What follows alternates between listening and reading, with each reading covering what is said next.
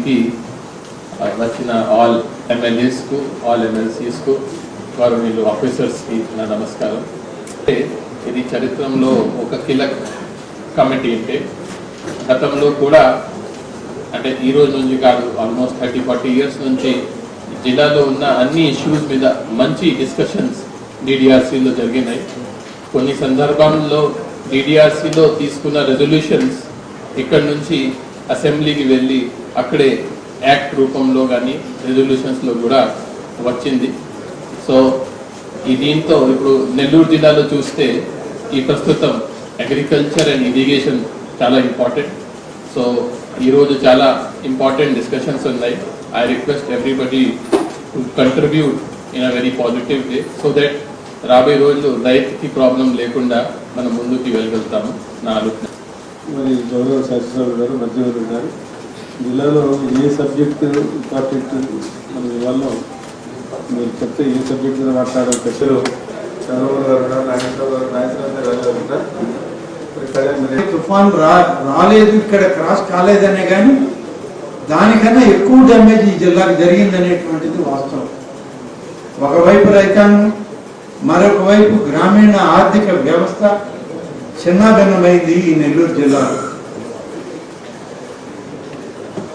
ఈ సందర్భంలో ఇవాళ మంత్రి గారు ఇవాళ డిఆర్సీ సమావేశానికి వచ్చారు.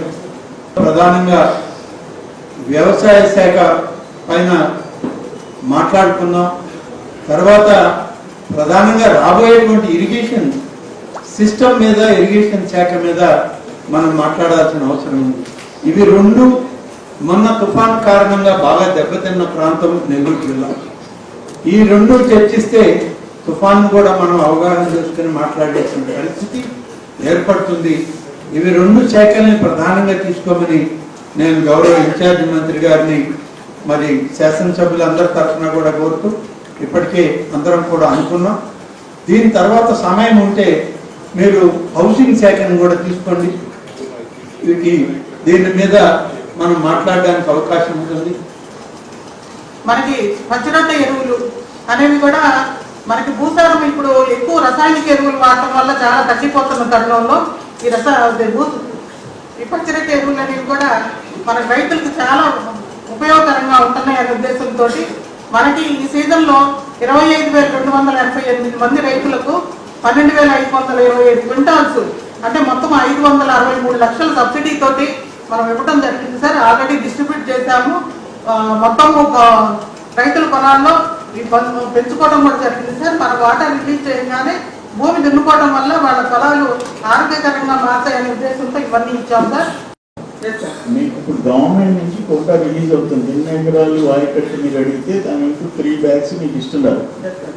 దాంట్లో ఇది కలిపేదా అంటుండే చెరువుది ఒక్కొక్క కోడూరు చెరువు ఉంది, అట్లనే గుడిగొండ చెరువు ఉంది. ప్రతి చెరువుకి 500, 100, పెద్ద చెరువుకి 2000 ఇట్లా. ఇప్పుడు మనము అఫీషియల్ ఆయకట్టు, అనాథరైజ్డ్ ఆయకట్టు అని మనమే రాస్తాం.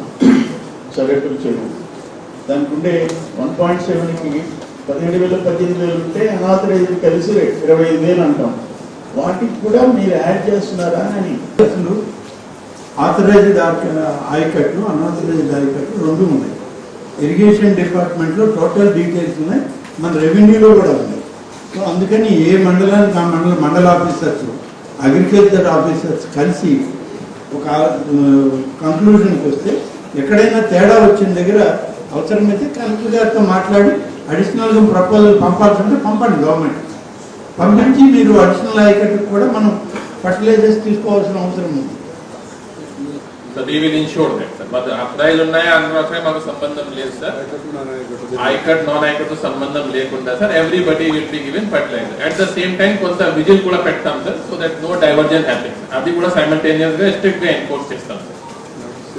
కొంతమంది రైతులకి మొదటి ఇన్స్టాల్మెంట్ ఇంకా పడలేదు. దానివల్ల కొంచెం అధికారులు ఎందుకు పడలేదో ఇష్యూసే మన గవర్నమెంట్ నుంచి ఇది కాదు, ఇక్కడ మనం సరి చేసుకొని రైతులకి అందించాల్సిన విధానం ఉంది. ఈ ఎరువులు మనకు ఈ కార్డు ఇచ్చినందువల్ల మనం ఇచ్చేటప్పుడే అందరికి చెప్పాము, ఆయకట్ట నాన్ ఆయకట్ట ప్లస్ అది కాకుండా ఎవరైతే కౌలు రైతులు ఉన్నారో ప్రతి రైతుకి అందజేస్తామని చెప్పాము. మా కోర్ కాన్స్టిట్యున్సీలో చాలా ఎక్కువ మంది ఈ చెరువుల్లో చేసే వాళ్ళు ఉన్నారు. వాళ్ళ దగ్గర నుంచి ఎక్కడైనా 1-2 కంప్లైంట్స్ వస్తున్నాయి. అవి కూడా అగ్రికల్చర్ పరంగా మా జిల్లాని అగ్రికల్చర్ వారు ఖరీఫ్ గా దీన్ని నామకరణం చేస్తున్నారు. కానీ రాష్ట్ర వ్యాప్తంగా ఇది రబీ.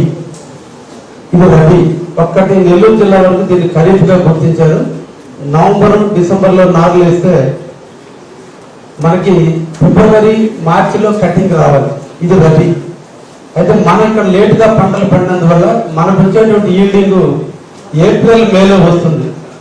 సివిల్ సప్లైస్ డిపార్ట్మెంట్ వారు పర్చేజ్ చేసేటప్పుడు రబీ కింద ఈ సంవత్సరం 50 లక్షల టన్నులు కొనాలని ఆంధ్రప్రదేశ్ ప్రభుత్వం గుర్తించింది సార్. అయితే మనకు వచ్చేటువంటి ఈల్డింగ్ వాళ్ళకేమో మార్చి 31 లోపలే పర్చేజ్ చేస్తున్నారు, వాళ్ళకి ఇచ్చిన టార్గెట్. మనమేమో ఏప్రిల్ మేలో కూడా ఈ పంటలు వచ్చినందువల్ల మన రైతులు ప్రతిసారి కూడా ఇది సమస్యను మనం ఫేస్ చేస్తున్నాం. దీన్ని ఇప్పుడే డిఆర్సీ మీటింగ్ లోని దీని రెజల్యూషన్ తయారు చేసి ఖరీఫ్ని రబీని మనల్ని కూడా నిర్ధారించి వాళ్ళతో పాటు ప్రపోర్షనేట్ గా మన జిల్లాలో దాదాపు 5 లక్షల ప్యాడీ పండిస్తున్నాం ఎకరాల్లో. దాని దామాషా ప్రకారం మనకి అలాట్మెంట్ అన్నా తీసుకోవటమా, లేదంటే మన రబీని మార్చుకొని వాళ్ళతో పాటు మనం కొనుగోలు చేసేటట్టుగా కూడా ఈ డిఆర్సీ మీటింగ్ లో తీసుకుంటే ప్రతి సందర్భంలోనూ మనం ప్యాడీ ప్రొక్యూర్మెంట్ లో బాగా రైతాంగం ఇబ్బంది పడుతున్నారు. నిన్నటి రోజున మనం జరిగింది కూడా అక్టోబర్లో మనకి పంటలు వచ్చినాయి. కానీ ఇక్కడ కొనడానికి లేక 10,000 టన్నులు మాత్రమే కొనడం జరిగింది. దీనివల్ల ఒక్కొక్క పుట్టికి 5,000 రూపాయలు రైతాంగం నష్టపోవడం జరిగింది. కాబట్టి రేపు రాబోయేటువంటి ఇబ్బందులు రాకుండా ఇప్పుడే మన డిఆర్సీ మీటింగ్ లో ఒకటి ప్రపోర్షనేట్ ప్రకారం మన అలాట్మెంట్ మనకి ఇచ్చేటట్టు, కానీ లేదంటే ఈ రబీని లేదా మన లెక్కలో ఖరీఫ్ ని ఏప్రిల్ మేలో కూడా పర్చేజ్ చేసేటట్టుగా ఇప్పుడే డిఆర్సీ మీటింగ్ లో కూడా దానికి నిర్ణయం తీసుకుంటే మన రైతాంగానికి నష్టం ఉండదు. ఎందుకంటే నెల్లూరు జిల్లా రైతాంగం పూర్తిగా ఈ రోజు ఆంధ్రప్రదేశ్ లో హైయెస్ట్ డెల్టా ఉన్న ప్రాంతం ఈ రోజు నెల్లూరు జిల్లా అయింది. కండలేరు కానీ సోమసలు కానీ హైయెస్ట్ వాటర్ ఉండేది. మనం రైతాంగం అందరూ కూడా వ్యవసాయం మీద ఆధారపడే కుటుంబాలే. ఇక్కడ ఆల్టర్నేటివ్ పంటలు పండించే పరిస్థితి కూడా చాలా తక్కువ ఉంది. కాబట్టి ఇంతమంది రైతులు పండించేటువంటి వరి పంటకు సంబంధించి ప్రొక్యూర్మెంట్ లో ఎటువంటి ఇబ్బందులు రాకుండా మనం ఇప్పుడే చర్యలు తీసుకుంటే బాగుంటుందని చెప్పి ఈ సందర్భంగా మిమ్మల్ని కోరుకుంటున్నాం. పంట కొలవలేక రైతులు చాలా ఇబ్బంది పడ్డారు. ఒక బఫర్ జోన్ అని పెట్టుకొని ముందే ఫిక్స్ చేసుకొని ఈ టైం బట్టి మనం ప్రొక్యూర్మెంట్ సెంటర్లు ఓపెన్ చేసి ఆ టైంలో కూడా మిగిలిన బఫర్ ని అప్పుడు తీసుకునేటట్టుగా రైతులు నష్టపోకుండా మనం చూసుకోవాలని చెప్పి నేను కోరుకుంటున్నాను. ఏది డిమాండ్ ఉందో అటువంటిది ఎందుకు చేయకూడదు? సో దట్ వాళ్ళని రైట్ ట్రాక్ లో పెడితే ఇప్పుడు ఈ ప్యాడీ సెకండ్ క్రాప్ రేట్ లేదన్నారు. ఇవన్నీ రావు కదా. ఎక్సెస్ ప్రొడక్షన్ ఆఫ్ ప్యాడీ ఇది ఒకసారి కన్సిడర్ చేయండి మేడం. మీరు చెప్పినట్టు సాయిల్ టెస్ట్ ఇవన్నీ చేసామంటున్నారు కాబట్టి please consider this also. Farmers కి బెటర్ అయ్యేటట్టుగా. జేడి గారు నేను అడిగేది ఏమిటి వస్తారు 480 430 జిల్లాకు వచ్చింది. నెల్లూరు రేవంత్ రెడ్డి గారు దానికి ఎన్ని టన్నులు ఇచ్చారో అడుగుతున్నా, దానికి సమాధానం చెప్పండి సార్. నెల్లూరు నియోజకవర్గానికి దానికి 21 మెట్రిక్ టన్నులు వాళ్ళు అప్లికేషన్ చేసిన పంపడం జరిగింది. అదేవిధంగా ఇప్పుడు మేడం చెప్పినట్టు 40% సబ్సిడీతో బోట్లు వలలు అవి ఇస్తుంటే మత్స్యకారులు అందరూ అంత ఇష్టంగా ముందుకు రావట్లేదు. మనం 2014-19 లో 75% వాళ్ళకి సబ్సిడీ ఇవ్వడం జరిగింది. ఆ విధంగా ఈ రోజు అందరూ కోరుకుంటున్నారు. రైతు రోజు మా ఆఫీస్ దగ్గరకు వచ్చారు, రాష్ట్రానికి మీ దగ్గరకు వచ్చారు, కలెక్టర్ గారికి గ్రీవెన్స్ కూడా ఇవ్వలేదు సార్. నేను వచ్చి 3 months అయింది సార్. లాస్ట్ ఇయర్ నేను లేదు సార్ ఇక్కడ. సో ఇప్పుడు లైసెన్సింగ్ సుమారు 70 బోర్డ్స్ కి రెన్యూవల్ ఆపేసి ఒక రోజు ఆయన ఆఫీస్ చుట్టూ తిప్పుకుంటా ఉన్నాడు. నేను కరెక్ట్ చేస్తాను. పంటలకు నీళ్ళు ఇస్తారా లేదా? ఒకటి మొన్ననే చెన్నైపాలెము చేవూరు రైతులు కోర్టుకి వెళ్ళడం జరిగింది. వాళ్ళు కోర్టుకి వెళ్తే కోర్టు కూడా కరెక్ట్ గా డైరెక్షన్ ఇవ్వడం జరిగింది. నేను విజిట్ చేసి అక్కడ వాస్తవ పరిస్థితిని తెలియజేయమని చెప్పి మిమ్మల్ని ఎస్సీ గారు ఒకటి చెన్నైపాలెం చేవూరు కరేడు 3 చెరువులు కలిపి జీవో నెంబర్ ఇండోజల్ ఇచ్చిన దాంట్లో 4.5 TMC వాటర్ అలొకేషన్ ఇవ్వడం జరిగింది. అసలు ఆ 3 చెరువులు కలిపి ఉండేది 0.5 TMC అని చెప్పి మాకు తెలుస్తుంది. మరి మీరు మళ్ళీ పక్కన పెట్టేసి ఇండోజల్ కరేడు పంపారు. కానీ జీవోలో వచ్చేటప్పటికి చెన్నైపాలెము చేవూరు చెరువులేమో రెండో జోన్ కింద.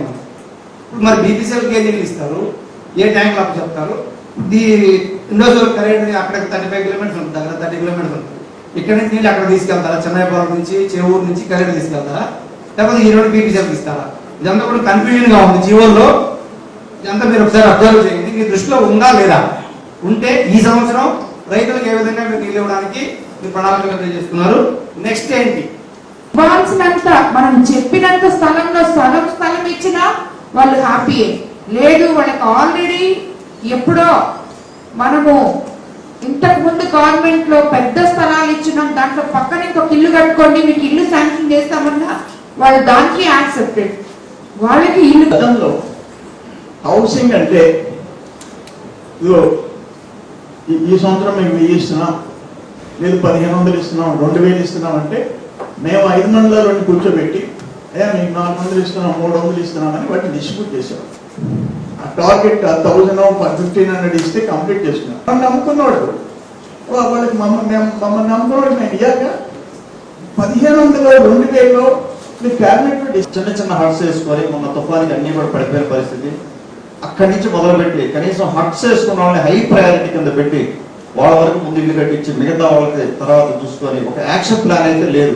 మేము ముగ్గురు చెప్పినట్టుగా కూడా దీనికి సాలిడ్ యాక్షన్ ప్లాన్ ఉండాలి, ఒక రివ్యూ కమిటీ అన్నా ఉండాలి. ఏం జరుగుతుందో తెలియని పరిస్థితి, కన్ఫ్యూజన్. అందరూ వర్క్ చేస్తున్నారు, ఏఈలు హౌసింగ్ అంతా అందరూ డిపార్ట్మెంట్ అందరూ పనిచేస్తున్నారు, కానీ దేర్ ఆర్ నో రిజల్ట్స్. అదొకటే మీ దృష్టికి తీసుకురావాలని చెప్పండి. సార్ ఫారెస్ట్ ల్యాండ్ లో పాత కాలనీలు ఉన్నాయి సార్, ఆల్రెడీ కాలనీలు ఉన్నాయి, ఆల్రెడీ హౌస్ కూడా కట్టుకొని ఉన్నారు. ఇప్పుడు ఆ హౌస్ లో ఎప్పుడో 82లో హౌస్ అయిపోయి ఇప్పుడు కొత్తగా కట్టుకోవడానికి ఈ మన ఎన్ఓసి అడుగుతున్నారు. మన వాళ్ళు ఎంఆర్ఓ ఆఫీస్ పోతే ఆ సర్వే నెంబర్ ఫారెస్ట్ లో ఉందని చెప్పి ఇవ్వడం లేదు సార్. చాలా ప్రాబ్లం ఉంది సార్. ఆల్రెడీ కాలనీలో మధ్యలో ఉన్న ప్లాట్ అంటే చివరికంటే ప్రాబ్లం ఉందంటే ఓకే. ఆల్రెడీ పాత కాలనీ 83లో కాలనీస్ ఇప్పుడు ఎన్ఓసి అడుగుతున్నసరికి ఫారెస్ట్ ల్యాండ్ లో ఆ సర్వే నెంబర్ కనిపిస్తాం. మీకు చెప్పాము అక్కడ డెఫినెట్ గా మీరు దానికి వర్క్ చేయాలి, ప్రికాషనరీగా తీసుకోవాలని చెప్పి ఇప్పుడు ఈ మధ్య ఎన్ని యాక్సిడెంట్స్ అనే కోవూరు రోడ్లోనే మీరు చూస్తా ఉన్నారు. కాబట్టి దానికి నేషనల్ హైవే వాళ్ళు రెస్పాండ్ అవ్వాలి, ప్రికాషన్స్ కూడా తీసుకోవాలని నేను కలెక్టర్ గారు 27 యాక్సిడెంట్లు చేస్తే 27 మంది చచ్చిపోయారు. 9 నెలల్లో 27 మంది చచ్చిపోయారు సార్. అంటే కనీసం వీళ్ళు ఎక్కడ కూడా అదే నా సార్ చెప్పినట్లు ఎక్కడ ఫ్లైఓవర్ రావాలో పట్టించుకోరు, వాళ్ళు రోడ్డు వేసి వెళ్ళిపోతా ఉన్నారు. మేము డ్రమ్స్ పెట్టి మేము పోలీసు వాళ్ళు పెట్టి రోడ్డు మీద తిరగాల్సుకుంటాం. కనీసం ఎన్హెచ్ఓ మినిమం రెస్పాన్సిబిలిటీ కూడా పట్టించుకునే పరిస్థితి లేదు. మేము రోజు ఎవరికి యాక్సిడెంట్ జరగడం చనిపోవడం 27 మంది చనిపోయారు 9 నెలల్లో. ఎంత రెగ్యులర్ గా ఉన్నారంటే వాళ్ళు కనీసం మినిమం సేఫ్టీ మెజర్స్ కూడా తీసుకోవడం లేదు. వాళ్ళు కలెక్టర్ గారు కొద్దిగా సీరియస్ గా తీసుకోవాలి. గుంటూరు నుంచి కావలికి నేషనల్ హైవే దాదాపుగా 40 యాక్సిడెంట్లు అయి ఉంటాయి నాకు తెలిసి. ఇంకా రికార్డ్స్ పూర్తిగా నా దగ్గర లేవు. 40 యాక్సిడెంట్ అయి ఉంటాయి. దాదాపుగా 50 మంది పని జరిపి ఉంటారు. రికార్డ్ కలెక్టర్ గారు కూడా విజ్ఞప్తి చేస్తా ఉన్నాను. అనిమల్ గడికి వెటనరీ వాళ్ళు కూడా చెప్తే రేడియో స్టిక్కర్స్ కానీ ఏమని చెప్పి. అలాగే 2006లో డబల్ రోడ్ 4 లైన్ చేశారు. రైల్వే క్రాసింగ్ అండి 2006లో పూర్తయింది. మళ్ళీ దాన్ని 6 లైన్ చేశారు. కానీ ఇప్పటికి కూడా రైల్వే దగ్గర నేరోగా వెళ్తున్నాం. ఇప్పటికి కొన్ని వందల మంది చనిపోయారు. దాదాపు 20 సంవత్సరాల నుంచి రైల్వే క్రాసింగ్ నేరోగా పోతుంటే ఇప్పటికి మన అందరం రోజు పోతున్నాం. నెల్లూరు నుంచి విజయవాడ పోవాలన్నా, విజయవాడ నుంచి నెల్లూరు రావాలన్నా వచ్చేది రైల్వే క్రాసింగ్ సున్నపట్టి దగ్గర. ఇది ఒక సంవత్సరం 2 సంవత్సరాల సమస్య కాదు, national highway authority of India వాళ్ళ సమస్య. ఎందుకు దాన్ని సరైన సభ కన్నా దాని మీద ఆన్సర్ చెప్పమని మిమ్మల్ని కోరుతున్నాం. ప్రాబ్లం దగ్గర కనీసం ఇవి ఇండికేటర్స్ కూడా హైవే దగ్గర విపరీతమైనటువంటి డేంజరస్ ఫాల్ట్ అది. దానికి ఏమన్నా ఫ్లైఓవర్ కానీ ఇంకోటి ఏమైనా ప్రపోజల్ ఉందా సార్? ఒక సబ్మిషన్ సార్. ఈ నెక్స్ట్ ఎన్ని డిఆర్సీలు అయినా సరే అనదర్ 3-4 డిఆర్సీలకి this national highway authority subject ఉండాలి. కంపల్సరీగా ఆ సబ్జెక్ట్ పెట్టండి. బిఫోర్ డిఆర్సీ డిస్ట్రిక్ట్ చైర్మన్ గా డిస్ట్రిక్ట్ కలెక్టర్ గారు కూడా దాన్ని రివ్యూ చేసి ఏ రోడ్డు పరిస్థితి ఏంటి అనే విషయం మీద ఒక సమగ్ర అవగాహన ఉంటే అవసరమైనప్పుడు ఎమ్మెల్యేస్ మీకు రిప్రజెంట్ చేసేటప్పుడు కూడా ఈ రోడ్స్ గురించి ఇట్లా మాట్లాడాము, ఇలా ఉంది సంగతి అని మీరు కూడా ఎమ్మెల్యేలకి చెప్పడానికి ఒక అవకాశం ఉంటుంది. కాబట్టి next 2-3 DRCs national highway authority subject కంపల్సరీగా ప్లానింగ్ ఆఫీసర్కి ఎక్కడి నుంచే చెప్తున్నా ప్రతి మీటింగ్ లో ఈ సబ్జెక్ట్ ఉండాలి. తర్వాత ట్రాఫిక్ మీరు వదిలిపెట్టారు, దాని మీద హెవీ వెహికల్స్ అన్ని అక్కడి నుంచే పోతున్నాయి. మీరు ఇప్పుడు దీన్ని 4 లైన్ ఎక్స్పాన్షన్ పోకుండా మీరు మళ్ళీ చుంచులూరు నుంచి కృష్ణపట్నం పోర్టుకి ఇంకొక నేషనల్ హైవే వచ్చింది, దానికి ఫారెస్ట్ ల్యాండ్ అక్విజిషన్ అని మా రెవెన్యూ ఆఫీసర్లు అందరినీ వాడుతూ ఉన్నారు. అసలు ముందు ఉన్న ఎగ్జిస్టింగ్ 3 లైన్ 4 లైన్ ప్రపోజల్ పంపండి. ఎక్కడెక్కడ క్రూషియల్ పాయింట్స్, దాని డెవలప్మెంట్ ఏం చేయాలనో మీరు ఏమేమి పంపించారో ఒకసారి మీటింగ్ లో పెట్టండి, చూద్దాం. విషయంలో కూడా అందరూ ఎమ్మెల్యేస్ కానీ మినిస్టర్స్ కానీ గైడెన్స్ ఇవ్వడం జరిగింది. చాలా సమన్వయంగా ఈ మీటింగ్ జరిగింది. ఆఫీసర్స్ కూడా చాలా చక్కగా వాళ్ళ ఇష్యూ ఎక్స్ప్లెయిన్ చేయడం జరిగింది. వాళ్ళకి ఉన్న లిమిటేషన్స్ కూడా ఎక్స్ప్లెయిన్ చేయడం జరిగింది. ఈ రోజు జరిగిన అన్ని విషయాలు ఆల్రెడీ నోట్ చేయడం జరిగింది. రాబోయే 1 నెల లోపల అన్నిటి మీద ఎంతవరకు సాధ్యం ఉంది యాక్షన్ తీసుకోవడం జరుగుతుంది. So I thank the Honorable in charge Minister, Honorable Minister for Endowments, Honorable MP garu, Honorable MLAs for coming to this meeting and making it successful.